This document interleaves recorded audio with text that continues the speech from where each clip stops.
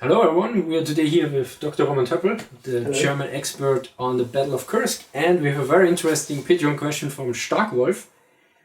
What was the Soviet Tank Doctrine in 1943 and what was the actual use at the Battle of Kursk? So was there a difference between the official doctrine and what really was employed? Indeed, it is a difference because Stalin wanted these tank armies, or the official doctrine was to use these tank armies after the tactical breakthrough only for these deep operations and to use it in force together.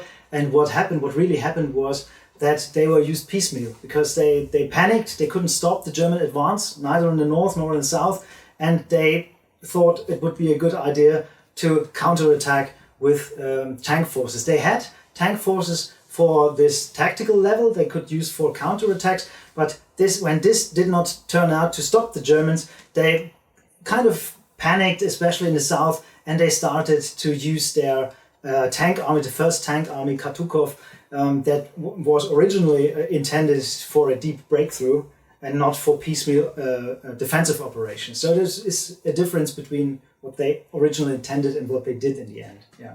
And even the 5th Guards tank army, they had 850 tanks. If they had used them all in one single counterattack, the 2nd SS Panzer Corps, I think, would have been in trouble if there had been another wave of Soviet tanks. But again, they used it piecemeal. And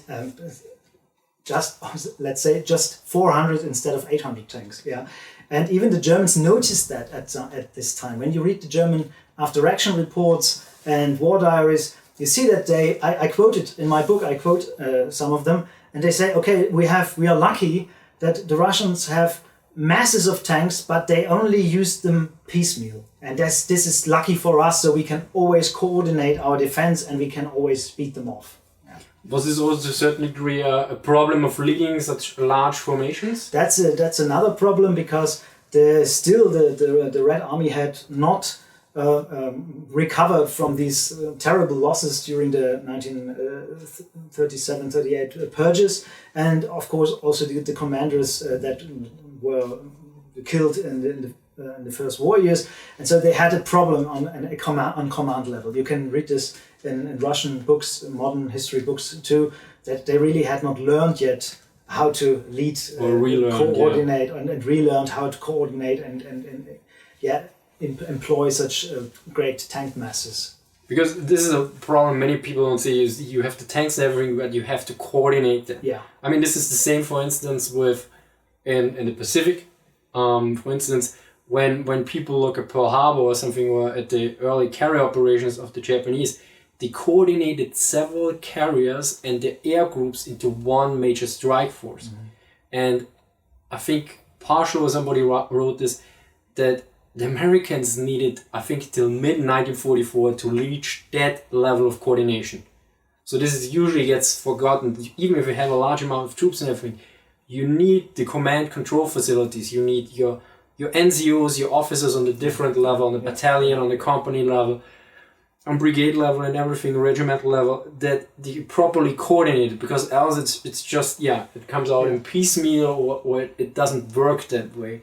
This is one aspect, and you need the communications facilities and a lot of other stuff. It's like, probably like herding cats to a certain degree. And this is also a major strength the Germans got very early on, and many other armies didn't have. And you can even read this in contemporary German reports. I quote one of them too in my book, and they say, okay, the Soviets try to imitate our tank tactics, but they have not learned that. They have not the experience, so they can't really imitate us because they have not the skill, and so they have no success. But they try. Yeah, I mean, it's same like in 1940 when the Germans reported, okay, we would have a major problem if the French would focus with several tanks like the S-35 Samoa, but they only bring them in piecemeal. So even we can't usually penetrate the armor. We pin them down and then we bring in some proper weapons to destroy them. And another side of the coin is that actually my impression is that you also can lose some of these skills that you have, and this seems to be the case for me with Wehrmacht, because when the war started, and I have worked a bit on the Battle of Dubno in 1941. There is on the internet, you can on YouTube you find a talk I gave on this battle, and one day I will write a book about it. And the Germans are with inferior tanks. They are so successful because they have these combined arms and they have a lot of infantry, artillery support and stuff. And later the Germans more and more relied to the sheer tank masses, so the sheer tanks, and that was the biggest problem during the Battle of Kursk. The Germans did not have enough infantry, enough air support. They had enough tanks. That's what I said before. In my opinion, Germany did not lose the Second World War because they did not have enough tanks. They did not have enough infantry, spare parts and stuff, and the infantry was the biggest problem. You see, Dubno, the Germans were especially successful in Dubno against a massive, superior enemy because they had infantry and perfect support forces. And later on, Hitler, especially Hitler and also Guderian, they rely on tanks, and even Hitler, it's nonsense, but he says, and when Manstein, before it starts, the Operation Citadel, and there is a conference, and Manstein's really, in a way that must have bothered Hitler, really says, no, mein Führer, I have to point this out, I need more infantry. I need 2 additional infantry divisions. And Hitler says, must have been quite upset because Manstein would not let loose. And he said, no, I cannot give you more infantry, but I can give you more tanks, and we should, the tanks shall replace infantry. Yeah, it doesn't work. And this doesn't work at all. Yeah. I mean, there's also the general point. If you look at the of tank divisions, Panzer divisions in 1939, they are very tank heavy and very few infantry. Yeah. And then they increased the number of infantry all over time. But again, also in Stalingrad, I'm not sure, was it the 24th Panzer Division or 10th or something? They ran out of their Panzer Grenadiers. And so usually the Panzer divisions run out of infantry most of the time. And then they have to fight together, like in Stalingrad, with regular infantry that don't know anything about tanks, and then they have the problem that they assume too much of the tanks.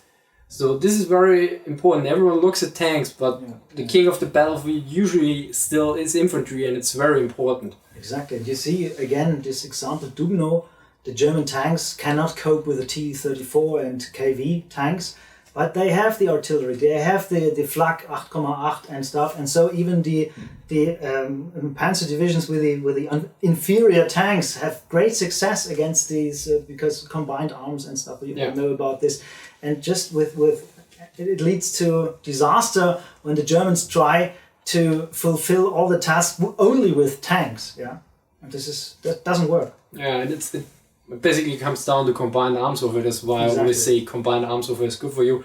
And a short note on the artillery. I never knew this before, but then I looked in the armor regulations for artillery, and I think it's pre-Boehm, and they know that how to use artillery against tanks. Yeah. So this was not like okay, we don't have any other options, and we use now artillery for direct fire. No, this was actually in the doctrine or in the army regulations. Mm-hmm. And I think this knowledge, I don't know why it got lost, because everything Hitler does is tanks. And we talked about it earlier, also with the production. He says, tank, I have this in writing, he says, tanks are the most important weapon in this war. We will, the decisive weapon, but this was not the case. But originally it was, I think the original tank production the first few years of the war was very limited, and then at one point the Adolf Hitler Panzerprogramm started. Genau. But before that it was like, okay, no, it's because was it Tools or somebody who looked at the amount of steel that was put into tank production in the early years and was like, oh, that's not very much in comparison to the others. But then it changed later on. Was it due to a lack of manpower? Maybe more strategic thinking on this part to replace, because I mean, what is that for Manstein? You get tanks instead. Yes. Was it on this line? Yeah, I think it's combined. I mean, on the one hand, Germany suffers from lack of men and also workers, and everything is short. And on the other hand, they start to introduce this Tiger tank, and he has such great success on the battlefield. And they really think, where is the Tiger? When you take the Tigers, they will come through. It's a combination of factors. But in January 1943, he says to Albert Speer, the arms minister, he says the tanks are the decisive weapon of this war, and they were not. They were not. Yeah, it's quite interesting because recently I quoted Krefeld in his book Wehrmacht, Mythos und Realität, where he notes that unlike other armies, the Wehrmacht just saw the tanks, but they didn't see it as the war-winning or decisive arsenal. They always focused on combined arms warfare. So this, to a certain degree, probably got lost there. Yeah, even there is a remark in Goebbels' diary when he met with Guderian in May 1943, and he said, Guderian sees it all just from the point of view from the tanks. Pöhlmann also argued in his book to a certain degree that I think he said it in verbatim that Guderian or Achtung Panzer especially should be seen as a PR work for the Panzertruppe mostly, or the Schnelle Truppe back then, and less as a doctrinal thought, and so that he was basically not the poster child, he was the PR agent of Panzers. Exactly, and this is also the big myth, the creator of the Panzerwaffe. This is not true. I will give a talk soon about this. That there are so many others who were before Guderian, but Guderian made a big show out of himself already during the war years, not only in his memoirs. He says, I can show you original books from 1943 when it says Guderian, the creator of the German tank Panzerwaffe. It's not true, but the others, they faded away. Beck. I mean, he argues a lot against Beck in his memoirs. But I don't know, when is it actually that Guderian comes back into? It's not. He doesn't come out of the blue. I think it's March 1943, but I don't know what's the prelude to that actually. Exactly. So that's my problem. Yeah. So it's basically. But okay, let's leave this time out. But when Guderian is inspector der Panzertruppe, then absolutely he gets always this. He gives this input: tanks, and he has this wrong ideas about. We have to make giant tank divisions again. Panzer division with 200 tanks. It doesn't work on the battlefield. You see it with Kursk, with the Panzerbrigade 10, with the 200 Panthers. It's chaotic. And after the war, they came back to smaller units. More important is the combined arms warfare. But Guderian wants Panzer divisions with, I don't know, you can look it up in his memoirs. He even writes about Panzer division with 400 tanks or whatever. This is just nonsense. It doesn't work. Was it also to a certain degree that they didn't have the capacities to train them anymore? Because I mean, the infantry and I mean, this was the main problem. The infantry dies like flies. Yeah. So, and for combined arms warfare, you lose a lot of infantry, and you need a lot of training for the others. And in a way, what is argued is that the Versailles Treaty actually kicked in after a few years of the war. Because all the people that would have been trained as conscripts for the reserves, they were not there. Mm-hmm. Because conscription was only reintroduced in 1935. So all the years before, these people were not trained. And remember, conscription meant 2 years of training, and then you put into reserve. Yeah. So, and if you train regular infantry or others for 2 years, and then they have people they have to train in a few weeks or months, so that they, to a certain degree, try to mitigate this problem of skill with technology. It wouldn't be the first time. They had to. I mean, the knowledge was, when you see what crucial mistakes they made at the end of the war. Sometimes you wonder, would this have happened in 1941 when they had more training and peacetime training? And this is obvious. It's for every branch. Some say, oh, it's the Waffen-SS that the level of training and stuff deteriorates. With the Wehrmacht, it's the same thing. It's with the Russians. Every Red Army, every army that suffers horrendous casualties, they have to cut back. Yeah. I mean, this is also Barbarossa. Before Barbarossa, the Wehrmacht was probably most potent in its most potent form. And then what most people forget, you look at the losses, and what most people don't realize, if you have 20 or 30% losses, these are mostly for the combat units. and the combat support units, but you have a lot of people that are behind the lines. So you don't lose 20 or 30% of your fighting units, you lose the double amount or something. You lose all the crack troops that know how to fight. Yeah. And so if they bleed out in these guys that do the actual fighting. And this is some which gets lost all the time. I probably will put in here a small statistic because I had it for 1939 in I think in Tessen, or was it? No, it was Hildebrand. Müller-Hildebrand. Yeah, Müller-Hildebrand. He noted how many units, and it's quite interesting to see how small actually the amount of real combat units is, and then the others combat support and the others around. Yeah.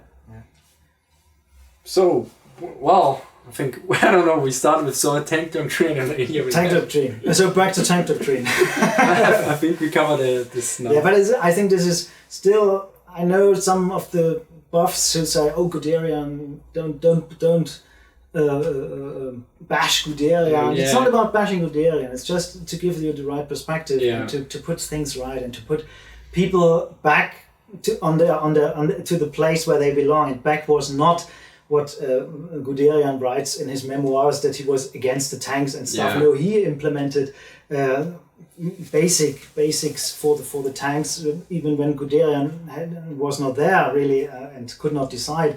And the same thing is with Guderian and his nonsense 400 tanks, Panzer divisions. It was already clear at that point that it wouldn't work. But still, some tank buffs think, oh, the Germans should have followed Guderian and do these giant tank divisions. No, I think James Corum made the best point about Guderian. I think he wrote one or two liners that he was clearly gifted and very capable, but in many ways he completely overdone it with what he wrote in his memoirs and everything else. So I will, if I find the quote again, I will put it here. And he was very, very ambitious. That already the contemporaries noticed that. Very, very ambitious, and you see it in all his myth making about his own role and stuff, and about the role of the tanks. Yeah, and there's also basically Beck was as I pointed out in my video about the most underrated tank, that he was for a slow and gradual rearmament, and there were some generals that were for that, and Guderian was more of the fact, okay, we need as much tanks as fast as possible, and therefore he put in the Panzer I, for instance, although he knew that the Panzer I was in many aspects rather lackluster. Okay. So, well, I think we covered both flanks in this case. So, thank you very much. Thank you for watching this. And see you next time. Bye. Bye.